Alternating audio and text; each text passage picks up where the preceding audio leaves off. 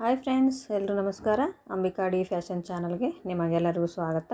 ತುಂಬ ದಿನದಿಂದ class 14 video ಹಾಕಿದ್ದಿಲ್ಲ. ಅದಕ್ಕಂತೇಳಿ ಇವತ್ತು ನಾನು ಕಟೋರಿ ಬ್ಲೌಸ 30 ಇಂಚ್ ಎದೆ ಸುತ್ತಳತೆಯ ಬ್ಲೌಸ್ ಕಟಿಂಗ್ನ ತೋರಿಸ್ತಾ ಇದ್ದೀನಿ ಫ್ರೆಂಡ್ಸ್. ಕಟೋರಿ ಬ್ಲೌಸ್ ಕಟಿಂಗ್ ತೋರಿಸ್ತಾ ಇದ್ದೀನಿ. ಅದಕ್ಕೆ ಮುಂಚೆ ಎಲ್ಲರೂ ನಮ್ಮ ಚಾನಲ್ನ ಸಬ್ಸ್ಕ್ರೈಬ್ ಮಾಡ್ಕೊಂಡು ನೋಡಿರಿ.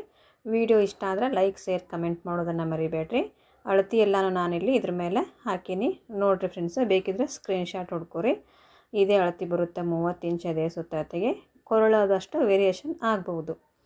ಇಲ್ಲಿ ನಾನು ಪೂರ್ಣ ಉದ್ದ 30 ಇಂಚ್ ಎದೆ ಸುತ್ತಳತೆಗೆ ನಾವು ಪೂರ್ಣ ಉದ್ದ ಕೂಡ ಇಲ್ಲಿ ಮ್ಯಾಟ್ರ್ ಆಗುತ್ತೆ. 12 ಇಂಚ ಪೂರ್ಣ ಉದ್ದ ಅದ ಫ್ರೆಂಡ್ಸ. ಅದರೊಳಗೆ ನಾವು 1 ಇಂಚನ್ನು ಪ್ಲಸ್ ಮಾಡ್ಕೋಬೇಕು. 12 ಇಂಚ್ ಒಳಗೆ 1 ಇಂಚ್ ಕೂಡಿಸಿದ್ರೆ 13 ಇಂಚ ಆಯಿತು. ಅಂದರೆ ಇಲ್ಲಿ ನಮಗೆ ಟೋಟಲಾಗಿ ಪೂರ್ಣ ಉದ್ದ 13 ಇಂಚು. ಈಗ ನಾನು ಫ್ರಂಟ್ ಮತ್ತು ಬ್ಯಾಕ್ ಕೂಡೇ ಕಟ್ ಮಾಡ್ತಾ ಇದ್ದೀನಿ. ಇದು ಡಬಲ್ ಪೇಪರ್ ಅದ ಫ್ರೆಂಡ್ಸ. ಈ ಥರ ನಾವು ಕಟ್ಟಿಂಗ್ ಮಾಡ್ಕೊಳ್ಳೋದ್ರಿಂದ ಟೈಮ್ ಸೇವ್ ಆಗುತ್ತೆ. ಈಗ ನಾನು ಪೂರ್ಣ ಉದ್ದಕ್ಕೊಂದು ಈ ಥರ ಗೆರೆ ಹಾಕ್ಕೊಂಡೀನಿ. ಇದ್ರ ಮೇಲೆ ನಾವು ಈಗ ಶೋಲ್ಡರ್ ಮತ್ತು ಶೋಲ್ಡ್ರ್ ಪಟ್ಟಿ ಹಾಕೋಣ.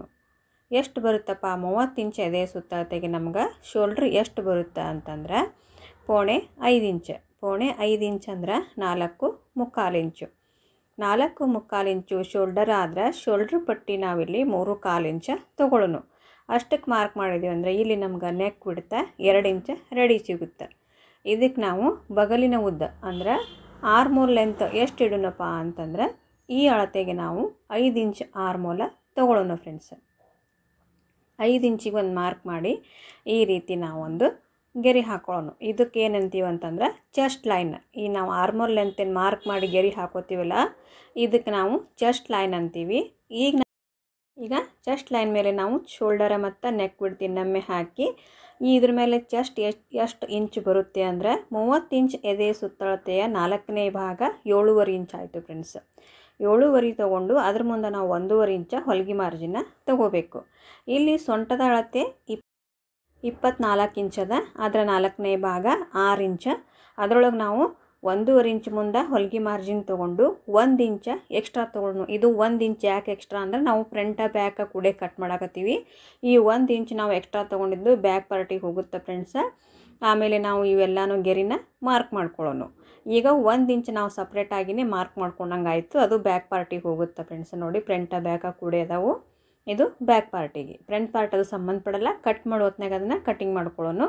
ಈಗ ನಾವಿಲ್ಲಿ ಶೋಲ್ಡರ್ ಮತ್ತು ಆರ್ಮೋಲ್ದು ಲೈನ ಗೆರೆ ಹಾಕೋಣ ಫ್ರೆಂಡ್ಸ್ ಈ ರೀತಿ. ಆಮೇಲೆ ಇಲ್ಲಿ ಕೊರಳಿಂದು ಗೆರೆ ಹಾಕೋಣ. ಕೊರಳು ಎಷ್ಟದ ನೋಡೋಣ ಫ್ರೆಂಡ್ಸ್. ಪ್ರತಿಯೊಂದು ಅಳತೆನ ನಾನು ತೋರಿಸ್ತೀನಿ ನಿಮ್ಗೆ. ಇಲ್ಲೇನದ ನಾವು 30 ಇಂಚ್ ಎದೆ ಸುತ್ತಳತೆಗೆ ಆರ್ಮೋಲ್ ಸೇಪ್ ಎಷ್ಟು ಇಂಚ್ ತೊಗೋಬೇಕು ಅಂದ್ರೆ 1 ಇಂಚ ಸಾಕು ಫ್ರೆಂಡ್ಸ್. ಇದಕ್ಕಿಂತಲೂ ಹೆಚ್ಚಿಗೆ ತೊಗೊಂಡ್ರೆ ಆರ್ಮಲ್ ರಿಂಕಲ್ಸ್ ಅನ್ನೋದು ಬರ್ತಾವೆ. ಕರೆಕ್ಟ್ ನಮ್ಗೆ 1 ಇಂಚ ಸಾಕು. ಈ ರೀತಿ ನಾವು ಪೇಪರ್ ಹೊಳಿಸಿ ಮಾರ್ಕ್ ಹಾಕೋಬೇಕು. ಪೇಪರ ನಮ್ಮ ಸೀದಾನೇ ಇಟ್ಟು ಮಾರ್ಕ್ ಹಾಕೊಂಡು ಅಂದರೆ ಮಾರ್ಕ್ ಅಷ್ಟು ಎಕ್ಸಾಕ್ಟಾಗಿ ಬರಲ್ಲ. ಪೇಪರ್ ಹೊಳಿಸಿ ಫ್ರಂಟ ಮತ್ತು ಸೇಪ್ ಬ್ಯಾಕ್ ಎರಡೂ ಥರನೂ ನಾವು ಆರ್ಮಲ್ ಸೇಪ ಹಾಕೋಬೇಕು. ಈಗ ನೆಕ್ಸ್ಟ್ ನಮ್ಗೆ ಕೊರಳಿನ ಉದ್ದ 6.25 ಇಂಚ್ ಅದ. ಅದರೊಳಗೆ 1/4 ಇಂಚ್ ಸೇರಿಸಿ ನಾವು 6.5 ಇಂಚ ಮಾರ್ಕ್ ಮಾಡಿದ್ದೀವಿ. ಈಗ ನಾವು ಕೊರಳಿನ ಸೇಪ್ ಹಾಕೋಣ ನೀಟಾಗಿ. ಇಲ್ಲಿ ಮಧ್ಯೆ ನಮ್ಗೆ 1/2 ಇಂಚ್ ಡಿಫ್ರೆನ್ಸ್ ಬಂದರೆ ಸಾಕು. 1/2 ಇಂಚ್ನಷ್ಟು ಬಿಟ್ಟು ನಾವು ಕೊರಳಿನ ಸೇಪನ್ನು ಹಾಕೋಬೇಕು. ಆಮೇಲೆ ನೆಕ್ಸ್ಟ್ ಕ್ರಾಸ್ ಬೆಲ್ಟ 3 ಇಂಚ. ಈ ಕಡೆ ನಾವು 2 ಇಂಚ್. ಆ ಕಡೆ ಎಷ್ಟು ತೊಗೊಂಡಿರ್ತೀವಲ್ಲ ಅಷ್ಟು 1 ಇಂಚ್ ನಾವು ಮೈನಸ್ ಮಾಡಬೇಕು. 3.5 ತೊಗೊಂಡ್ರೆ 2.5 ತೊಗೋಬೇಕು.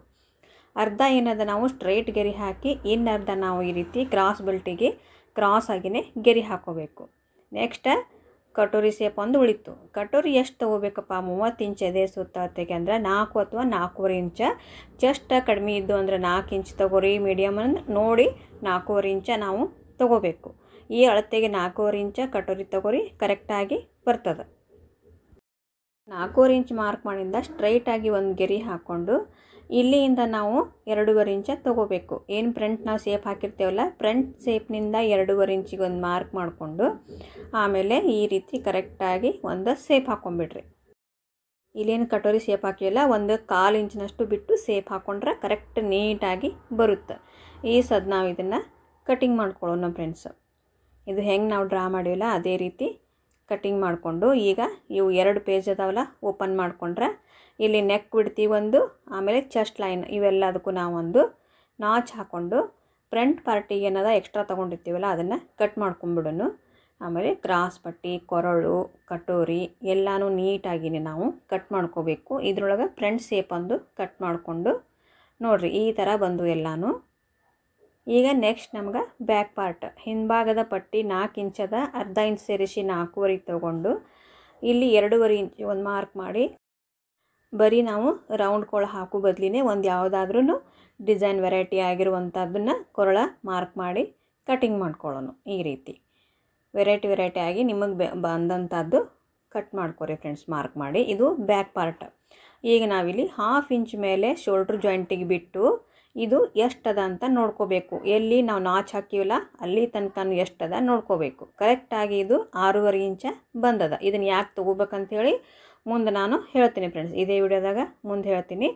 ಈಗ ನಾವು ಕಟೋರಿನ ಯಾವ ರೀತಿ ಬಳಸ್ಕೋಬೇಕು ನೋಡಿರಿ. ಈಗ ನಾವು ಬಂದಂಥ ಕಟೋರಿ ಪೀಸನ್ನು ಕರೆಕ್ಟಾಗಿ ಸೆಂಟ್ರ್ ಪಾಯಿಂಟ್ ತೊಗೊಂಡು ಈ ರೀತಿ ಸ್ಟ್ರೈಟಾಗಿ ಇಟ್ಕೋಬೇಕು. ಆಮೇಲೆ ಇದನ್ನು ನಾವು ಹೆಂಗದ ಹಾಗೇ ಕರೆಕ್ಟಾಗಿ ಕೊರಳಷ್ಟೇ ಫ್ರೆಂಡ್ಸ್, ಕೊರಳಷ್ಟೇ ಮಾರ್ಕ್ ಮಾಡಿ ಕೊರಳಿನ ಮೇಲ್ಗಡೆ ನಾವು 1/4 ಇಂಚ ಎಕ್ಸ್ಟ್ರಾ ತೊಗೋಬೇಕು. ಆಮೇಲೆ ಗುಂಡಿ ಪಟ್ಟಿ ಕಾಜುಪಟ್ಟಿ ಕಡೆ 1/4 ಇಂಚ ಎಕ್ಸ್ಟ್ರಾ ತೊಗೋಬೇಕು. ಆಮೇಲೆ ಸೆಂಟ್ರ್ ಪಾಯಿಂಟಿಗೆ ನಾಚ್ ಹಾಕಿರ್ತೀವಲ್ಲ ಅಲ್ಲಿ ಒಂದು ಸ್ಟ್ರೈಟಾಗಿ ಗೆರೆ ಹಾಕ್ಕೊಂಡು ಸೆಂಟ್ರ್ ಪಾಯಿಂಟಿಂದ ಕರೆಕ್ಟಾಗಿ 1.5 ಇಂಚಿಗೆ ಮಾರ್ಕ್ ಮಾಡ್ಕೋಬೇಕು. ಆಮೇಲೆ ಈ ಸೈಡಿಗೆ 1/4 ಇಂಚ್ ಅಂದ್ರೆ 1.25 ಇಂಚ, ಈ ಕಡೆ 1.25 ಇಂಚ್, ಎರಡನ್ನು ನಾವು ಕರೆಕ್ಟಾಗಿ ಈ ರೀತಿ ಮಾರ್ಕ್ ಮಾಡ್ಕೋಬೇಕು.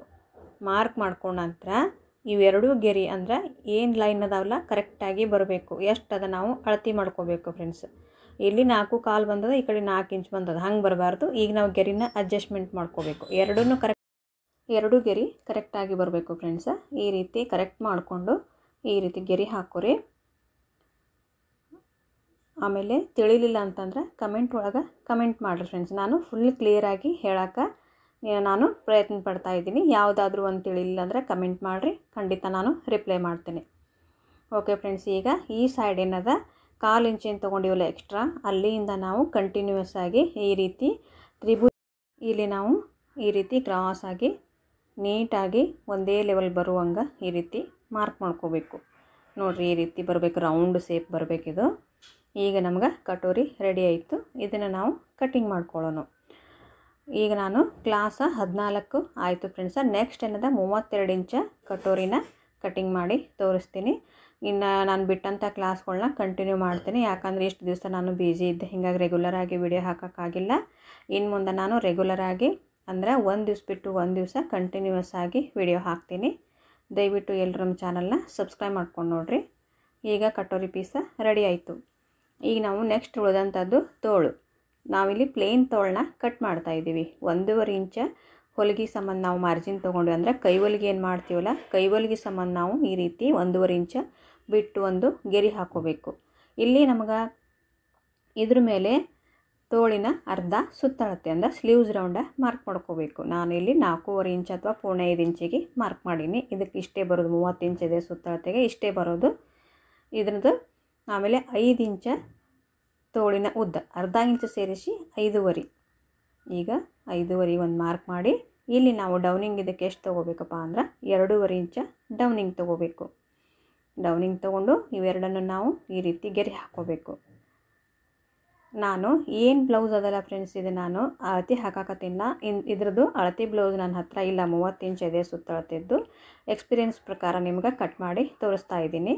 ಇಲ್ಲಿ 1/2 ಇಂಚ್ ಬಿಟ್ಟು ನಾವು ಆರ್ಮೋಲ್ ರೌಂಡ್ ಏನು ತೊಗೊಂಡಿದ್ದೀವಲ್ಲ ಮುಂದೆ ಹೇಳ್ತೀನಿ ಅಂದೆಲ್ಲ ಅದು ಈಗ ಯೂಸ್ ಆಗುತ್ತೆ.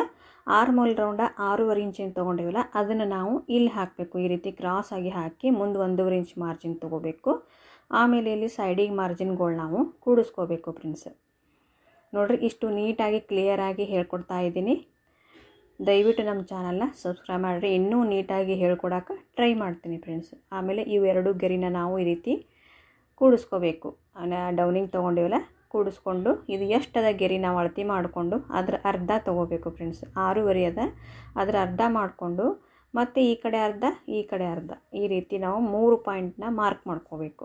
ಎಲ್ಲ ಸೈಜಿಗೂ ನಾವು ಆ್ಯಸ್ ಯೂಶ್ವಲ್ 3/4 ಇಂಚು ತೊಗೊಂಡಿರ್ತೇವೆ ಸೆಂಟ್ರ್ ಪಾಯಿಂಟಿಂದ. ಇದು ಸಣ್ಣ ಅಳತೆ ಆಗಿರೋದ್ರಿಂದ ನಾವು 1/2 ಇಂಚ್ ಅಷ್ಟೇ ಇಲ್ಲಿ ತೊಗೊಳ್ಳೋಣ, ಅಂದರೆ ರಿಂಕಲ್ಸ್ ಬರಬಾರ್ದು ಅಂತೇಳಿ 1/2 ಇಂಚ್ ತೊಗೊಂಡಿವಲ್ಲ.